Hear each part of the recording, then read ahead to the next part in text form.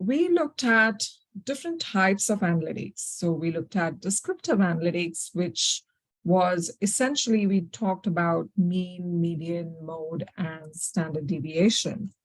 So let me bring my pen over here. So let's talk about the mean first. So if I give you, say, a few numbers, I give you these numbers and I ask you to calculate the mean. So mean is nothing but the sum of divided by the number of data points.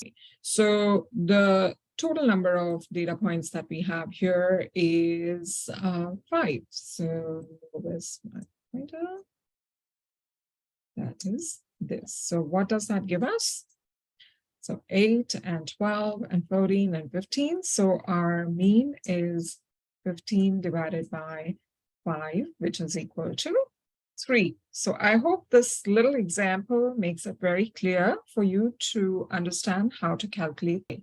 Now, the second concept is the median. So if we have to calculate the median, what is the very first step if I have to look at the median?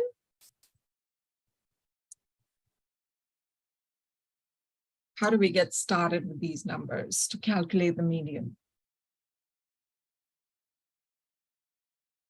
So median, as we all know, is the middle number.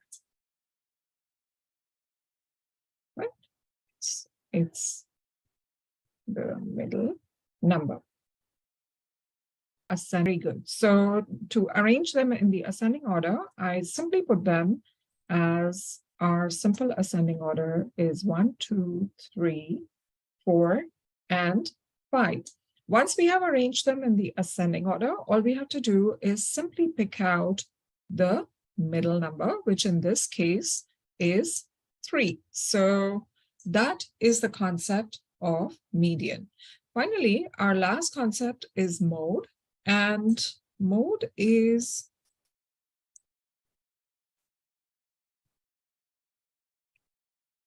it is the most so in this particular data set, there is no mode. So having no mode, it indicates that there is considerable spread in the way that people behave in your store, or your customers behave in a lot of different ways. So, but if you have a mode, if you have the existence of a mode or multiple modes, it indicates that there are distinct segments in the market that you can then work a lot with those segments if you are able to identify what are their preferences, etc. So in this example, if I had another 3, so I'm looking for my pointer, where is it? Yeah.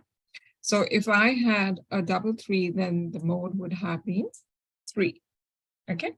But then in this case, if I had this, then the mean and median would have changed. So this is just to illustrate to you the and if you remember, this was the slide that we talked about, that if you have to represent,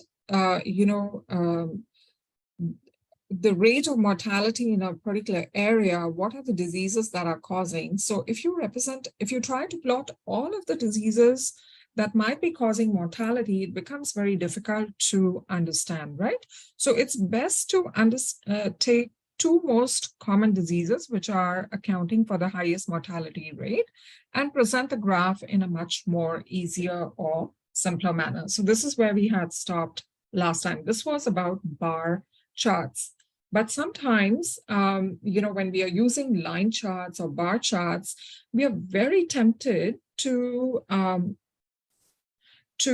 present those charts in a 3D, with a 3D effect. But 3D effect is not always helpful. It is actually misleading. And I'll show you how. So this is the same line chart that we discussed about the population of 2 areas. So one problem with this chart is that it does not have a base starting point of 0. So which is amplifying this effect. So once we add a 0 to this axis, then you will notice that the decline in the population rate of this area and this area is not the increase in this population rate of the orange bar that difference is not as amplified as it is appearing to be now. So that is because of the lack of a zero on this particular axis, on the y-axis. The second problem is that now we have presented this graph in a 3D format, which is going to further amplify the effect. And I'll show you using a very simple example. So when you draw the bars of a bar chart in a 2D format, this is how they look like. The moment you represent a bar in a 3D format, you are giving it that 3D appearance.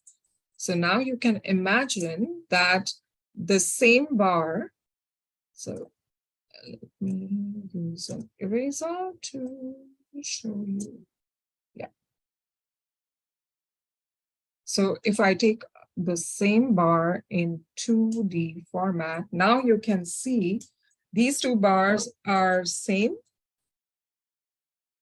but the one on the left-hand side, simply because of its 3D pattern, it looks much bigger and much more amplified.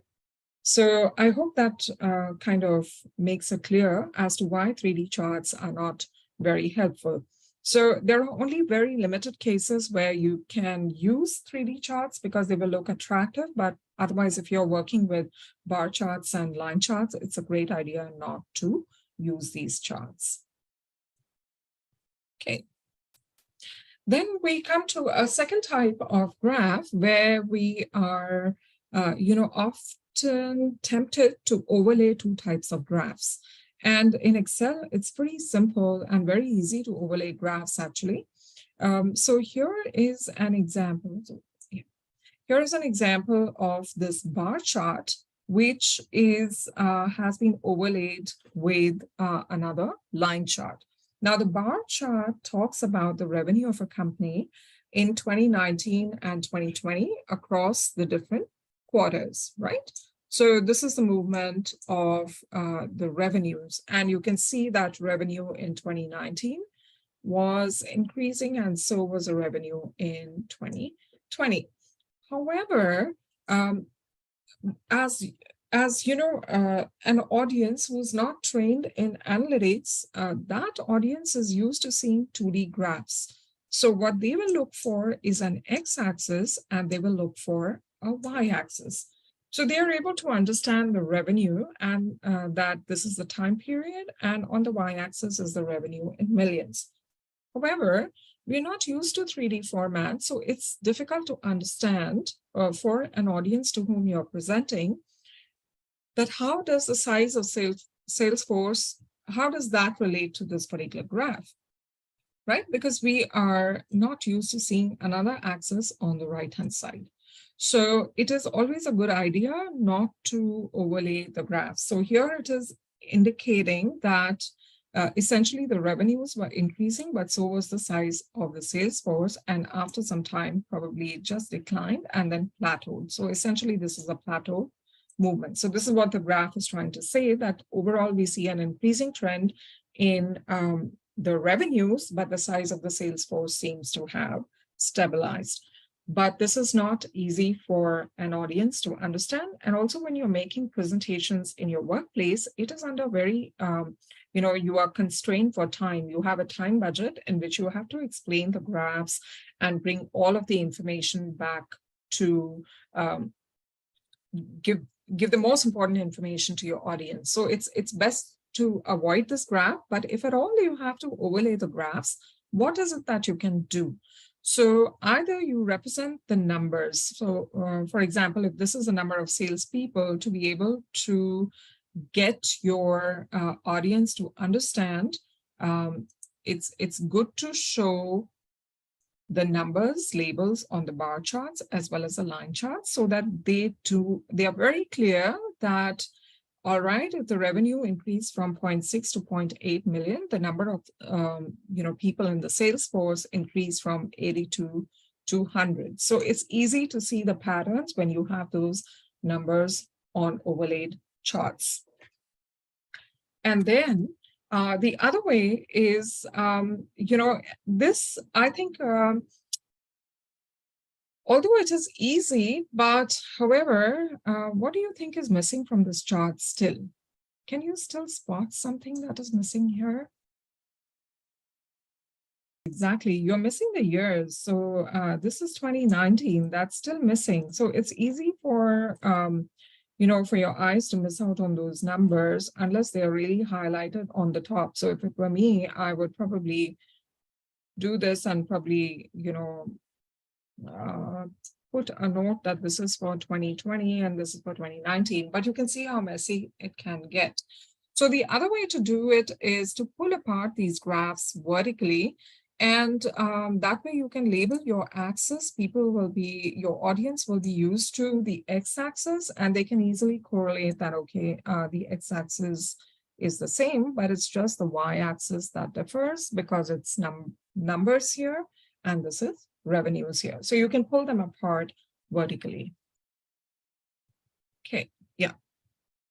And so that's about these graphs. Now let's move on to the next slide and look at pie charts. Okay, so I'm assuming that most of us know what pie charts are. So what you have here is pie chart. Pie charts are very useful, and you will realize that you will end up using pie charts quite a fair bit in your workplaces. These are one of the most popular types of graphs that are used in the workplace. Now, what is so good about pie charts? Pie charts are used to, at a glance, help you understand in percentage terms how a particular product or brands within a product category are performing. So for example, here you have the beverages category. So the beverages category has different items in that, and these are tea, coffee, cola, water, etc. So it is easy to show the performance of the beverages by listing those different items in the form of percentages. So each of the pies on the pie chart is represented as a percentage. So tea is what percentage of sales for the whole beverages category. Whenever you want to, first of all, it is easier to compare the sales of different items in a category in terms of percentages, because percentage is a unitless measure. So it gives you an apple to apple comparison. But if you were to compare the sales, say in dollars, then you would have to take into account what is the total market size for tea, what is the total market size for coffee, what is the demographics that is buying tea, what is the demographics that's buying coffee. So this will give you an idea how messy or complex it is to understand the sales of tea versus coffee in dollar terms. But if you convert that to a percentage, then percentage is a unitless measure, and it helps you to compare very easily across the different brands or items in a category. Now, what do you think is missing from this particular pie chart?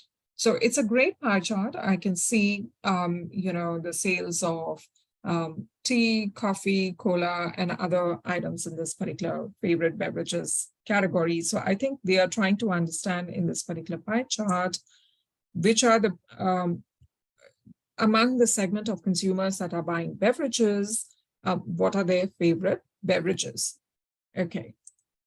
So percentages are missing, percentage labels. So we can figure out just by looking at the size that probably tea, coffee, and cola are quite equally preferred, but we just don't know the percentages. So it's a good idea to represent in terms of percentages. So this graph, if it were a part of your project, this would be marked down because this is not telling any information, useful information to the grader. So this is a point that you should keep in mind when you're preparing your reports. And the same thing will go in your workplace. So you will get a lot more questions if you're presenting graphs like this rather than this. So it's easy because when the audience is listening to your presentation, they're also, working with the numbers or the information in the background, which becomes the source of questions that come across to you. So the more ambiguous it is, the more the questions you are going to get on your presentation. So here's an example of a good pie chart. And pie charts are generally used like when there are substantial differences in the category. You will be able to pick them up. They are easy to visualize, as for example here. So the chocolate category accounts for 60% of the ice cream, favorite ice cream flavors. So it's a pretty big chunk, and you can see that so easily when you see it on a pie chart. But over here, or imagine if there are, there were a lot more categories, then probably they all look to be the same. So unless you are representing the percentages, then it's not a great idea to use a pie chart if there is very minimal difference among the items. So here's another good one. It's a nice, bright, colorful one. But again, if we look at the slices, these are fairly okay. 1, 2, 3, 4, 5. Around 5 to 6 slices or pies on a pie chart is okay. But if it becomes, for example, this, what do you think about this one? Any impression, any first impression that you have for this pie chart?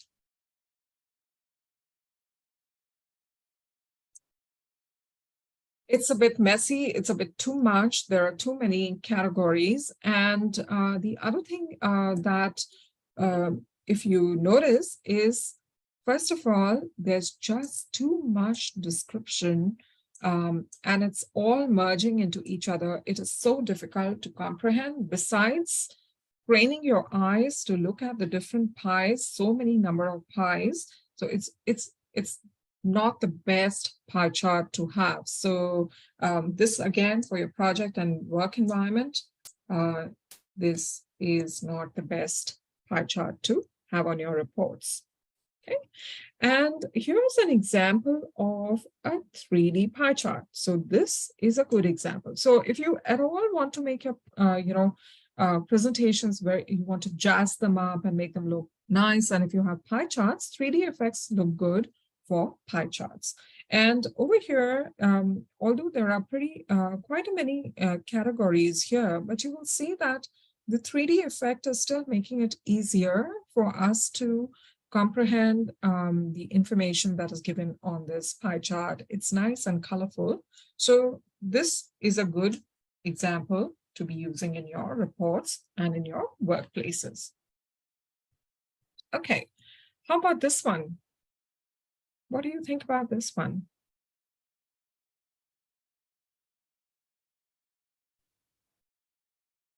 Can you spot any differences at all?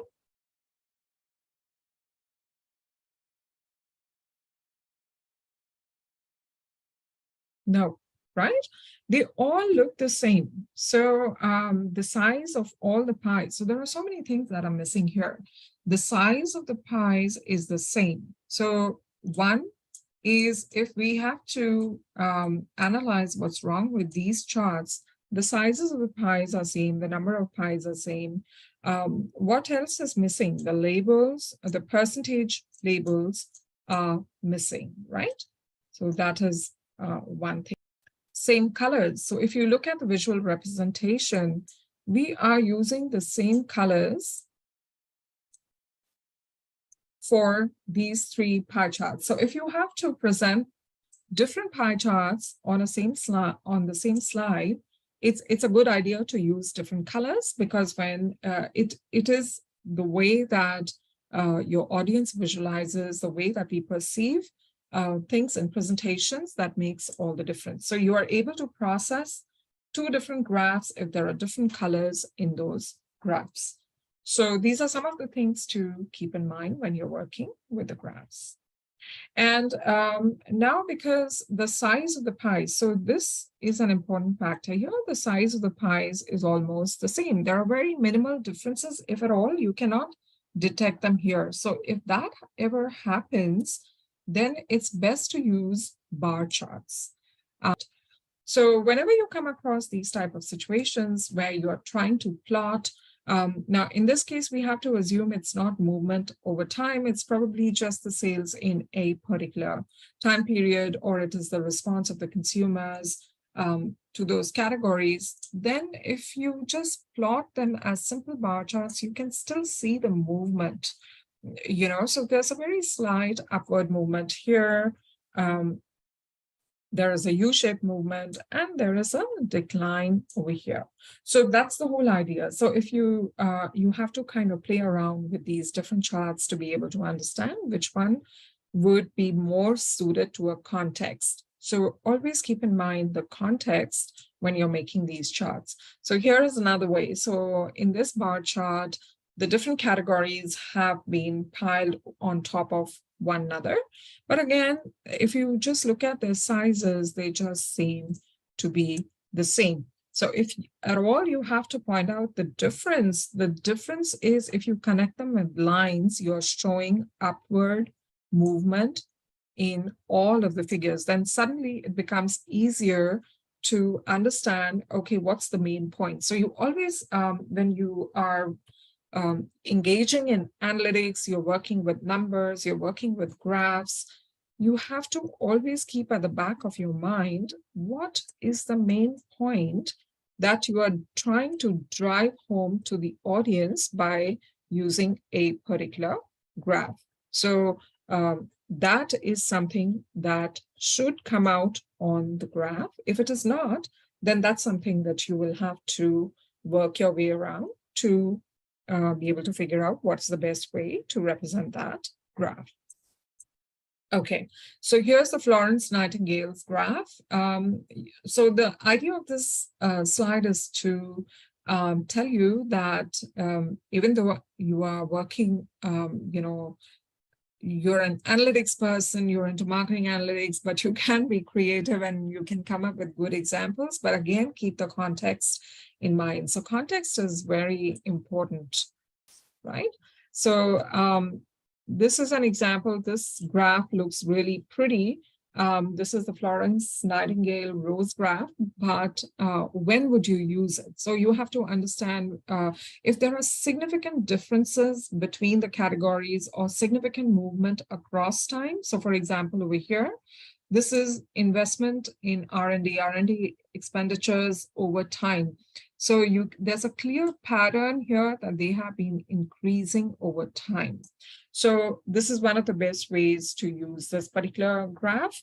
Another one is when you see satisfaction ratings over time and you see clear patterns in those satisfaction ratings or preferences for particular brands, then that's another great way to use this particular chart.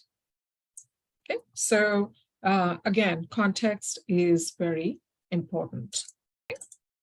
All right, so the next and the last part for this particular lecture is we are going to look at the reports and presentations. So this is actually a very important part.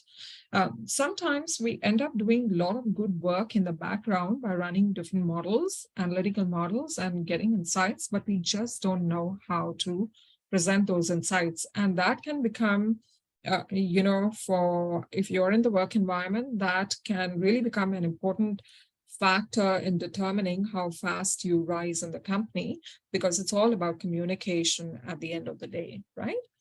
Okay, so let me change my pointer. So here's a hypothetical scenario of Blackmores, which is one of the leading vitamin brands in Australia. So they are manufacturing multivitamins, minerals, and supplements. And let's say that you are working for this company and you have to present to the marketing director as well as all the brand teams on how they are performing, and you have to recommend to them a strategy moving forward. All right. So you are doing all of the analytics work in the background, but how do you present that? So whatever work that you do, you have to come up with a very clear, insightful story. And I want you to keep at the back of your minds that you have to present a report on how the brand is performing and what are the recommendations on the strategy moving forward, right? So when you are creating that story, you have to have the objective very clear in mind, because that will guide what type of data you're gathering. That is the very first, starting point. So you can gather data from a lot of sources. It can be secondary sources, it can be your existing company data, or you can, survey the consumers, or you can pick up the industry reports. So there is, we all know there is data explosion. We are living in the information age where there's just lots of data. So picking up the right data becomes a challenge, and that should be guided by the objective or the problem that you are trying to solve. Once you have collected the data, then it becomes important. So this is your very first step. Then it becomes important to understand, what are the patterns that you are observing in that data. You might observe a lot of different patterns. So you have to identify which of those, or you have to brainstorm which of those patterns apply to what you're observing in the market now, or that can help you, provide some guidelines for future recommendations. So you have to brainstorm, you have to look at the data in different ways, you have to visualize the data in different ways. And that is where descriptive analytics is very powerful. So at this point, once you gather the data, descriptive analytics becomes a really powerful tool to see the patterns in the data. Graphing and plotting become really useful to visualize that data. Then you should combine the two together. So if I were you and I was working in a company and this was a task given to me, I would look at the data, I would see the mean, median, mode, standard deviation, all the measures of central tendency.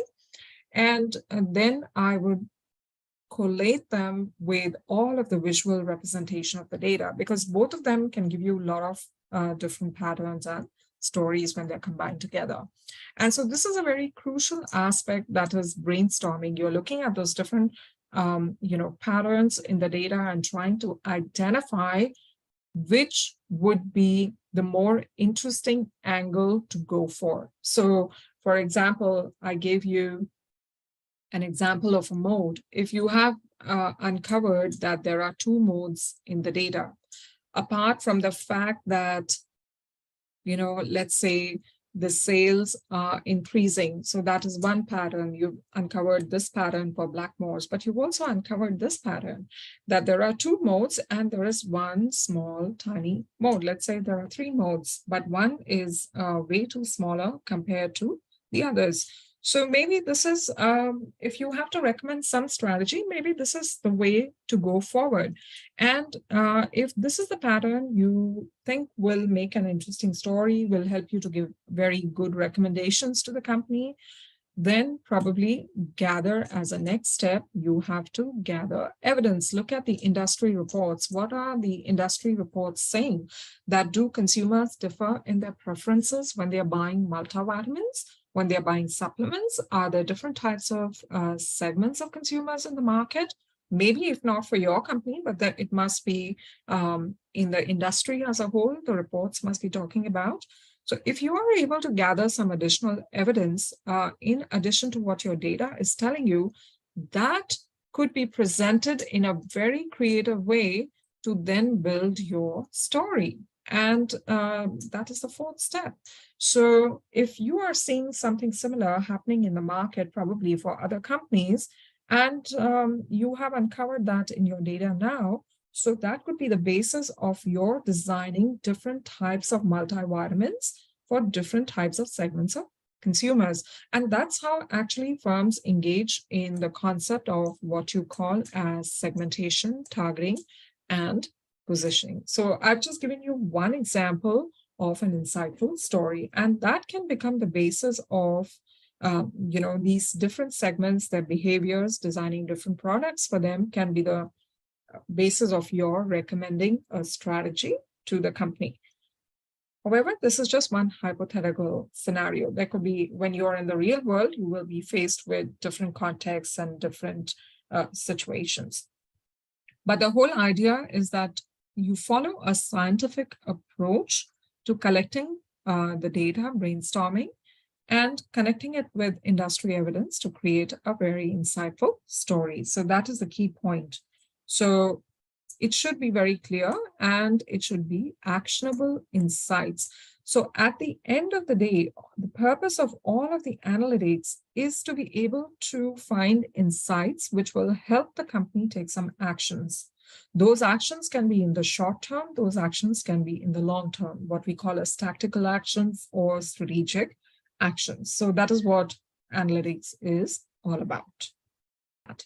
All right, so I have talked about this in gathering the data. So there are different sources of data, but you have to know that with the objective that you have at hand or the problem that you have to solve, you should be able to collect the right type of data. So these are different sources like client discussions, customer behavior, competitor activity. You can just take a look at all of these, your own company data. So there's plenty of data. It's what I call as data explosion. You have data all around you. Okay, so pick up only the right information. When you're brainstorming, these are some of the factors which are very important. Forward-looking, remember that you have to recommend actions. If you've been asked for strategy, then you have to take into account where are we right now, right? When you are talking about strategy. So I'm just giving you an example. Where are we right now? Where do we want to go? So I'm just putting these short words here, pardon my handwriting. So where do we want to go? Yeah. So this is the question that you have to answer. So you have to move from this step to this step if you're designing strategies. If you're designing tactics, then you have to understand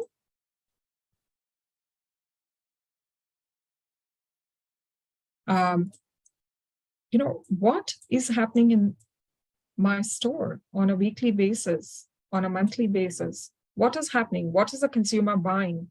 At what price is the consumer buying? And what can I do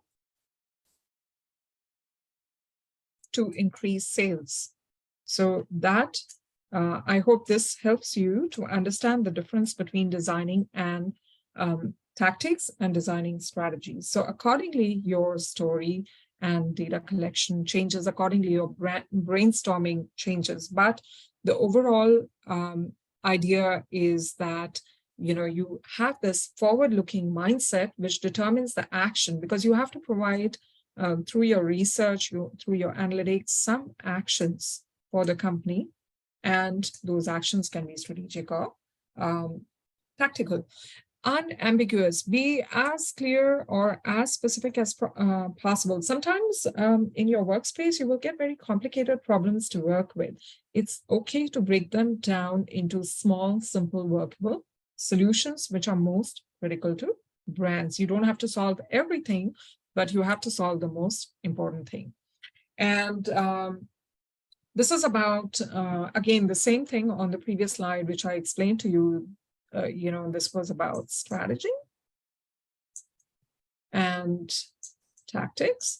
So you have to glean for information accordingly. So if your manager wants, the immediate short-term steps, then you have to identify the information accordingly. So I'm not going to talk too much on this slide because it'll be a repetition of the previous slide.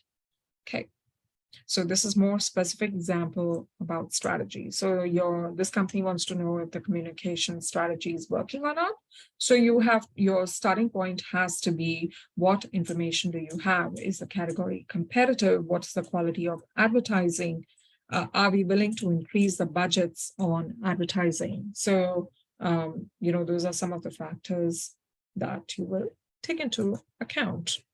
Now, a note on recommendations. So in all of the project reports that you're doing for your subjects, plus what you will do in your workplace, this is where most of the students, they end up not understanding how to make recommendations. So this is a great slide which will help you to understand. When you're looking at the data, when you're analyzing the data, what you're doing is actually you're doing fact-finding mission, right? You're gleaning all that data to uncover some insights or information. What is that information? Let's say you're examining the weather patterns in the data. So what have you found out? You have found out that the precipitation is 10 millimeters, it's raining, or it's going to rain heavily in the next few days. So what is your conclusion? So your conclusion has to be based on your fact-finding mission, but your conclusion cannot be your fact-finding. So that is the important thing to remember. So if it is raining, what is likely to happen? If it is raining, traffic will be bad, right? A lot of people might not be able to go to their workplaces if it is a cyclone, or if it's a thunderstorm, or if it is accompanied by hail. So those are the conclusions that you have to be very clear about. Traffic will be bad. Commuters, most people will prefer to work from home. And then what are the recommendations that you can give? So the recommendations are, you allow commuters extra time to get to their destinations, or you allow people to work from home. So those are some of the recommendations. So the fact finding has to lead to conclusion, which has to lead to some recommendations. The recommendations are nothing but advice. And in terms of marketing, recommendation is specific advice related to tactics, like promotions, or it is specific advice related to strategies that you want to employ to either engage your consumers in the long term, or strategies to grow your brands in the long term. Those are recommendations, specific advice related to the problem that you have at hand. So again, numbers are meaningless without meaning. The client pays for actionable insights. So this is the key part here. Always remember this. The client, if they are paying so much money for advertising, yes, your client does care about the kind of ads that you're designing for them, but to your client, the most important effect is, what is the outcome? What is the end result of those ads? So when consumers are exposed to those ads, are they going to buy your products or not? So that is the key important implication for them. So that is something that you have to keep in mind. And this is something that you are already experts in. Your voice, your energy, you have to be energetic in whatever environment you are when you're making your presentations. What you're wearing also makes a difference, right? So, and that is the reason whether you're confident, relaxed, or in control. And that's the reason why I tell you all that we are living in these post-COVID times where we have become very comfortable with hiding behind the camera, behind the black screen. But that's not how it works in workplaces. So when you are working on your projects, try to meet in person, try to meet on camera, if at all meeting in person is not possible. All that you will not realize, but it is adding to your confidence. It is adding to your body language. And that is really important. How you are making contact, what's your posture, all these things make a difference in the long term, right? So these are some other factors like time. You have to be mindful of your time and your audience size. So that's very important, actually. Audience size is important because you will, modulate your story, your tone, and your key insights accordingly as well. And time of day is very important. So if an audience is coming straight into the hall to listen to your presentation after having good heavy lunch in a conference, then good luck. So I just hope that you're able to make a good presentation that keeps them awake. So those are some of the challenges you face in the workplace. All right. And then you have to, this is just some additional, snippets. So you have to, it's always a good idea, whatever your story is, you relate it to your own experiences. So for example, I told you about those 3D maps, and that is a mistake that I have done when I was a student, as a PhD student. And I used to make those 3D maps. And once I was presenting And I realized I got more questions on the 3D map than in the entire presentation. And the reason was, of course, those, like I told you, the effects were so amplified. So you learn from your own experiences, you talk about your own experiences to the audience. We are humans at the end of the day. All of us make mistakes. We all have experienced failures or are going to experience failures. So your audience is not coming to your presentations just solely to get insights, but as humans, it's important to be able to relate, on a personal level as well. So it's good idea if you have stories and examples to relate those stories to your audience in some way or the other. They could be your success stories or your failure stories. It doesn't matter. And one more point I want to say over here on the slide is that it is okay to make mistakes, whether you are in your workplace or in your personal lives. It is all right as long as you're willing to learn from your mistakes and get back right up and move right along. So that is the key to success in the long run. So do not be hesitant to make mistakes, give wrong answers in class. It is perfectly all right. I always encourage my students to speak up, even though they might be, giving the wrong answers. It is all right. So just remember that. Okay, so visual aids are very important when you're, making presentations.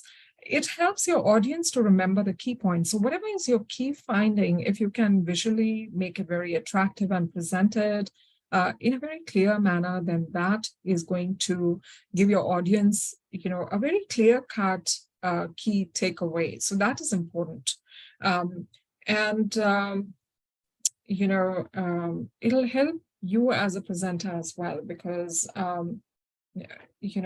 colorful slides, everybody likes them. At least you know that people are listening or seeing your attractive, colorful slides. But do not rely too much on useless pictures and visuals unless they are adding something to your story, right? So yeah. All right, so some of the key takeaways for your projects as well as your workplaces. Whenever you start with analytics, be very clear what is your problem, what is the question you're trying to answer. And the people who you're going to present to, what do they expect? Are they expecting an answer, solution to the problem? Or are they expecting to gain some information at the end and walk away with some insightful information? So these things make a lot of difference as to how they remember your work.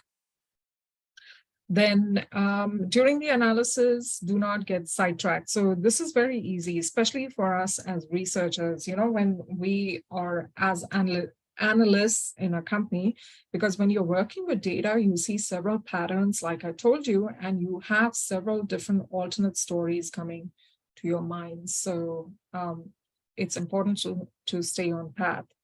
And I have already said a lot about this. Be positive. It's all right. It's okay to fail. So that is the key to success. So the key to success is not how well you perform, but it is your own attitude where you allow yourselves to make a mistake. This will help you in your life as human beings as well.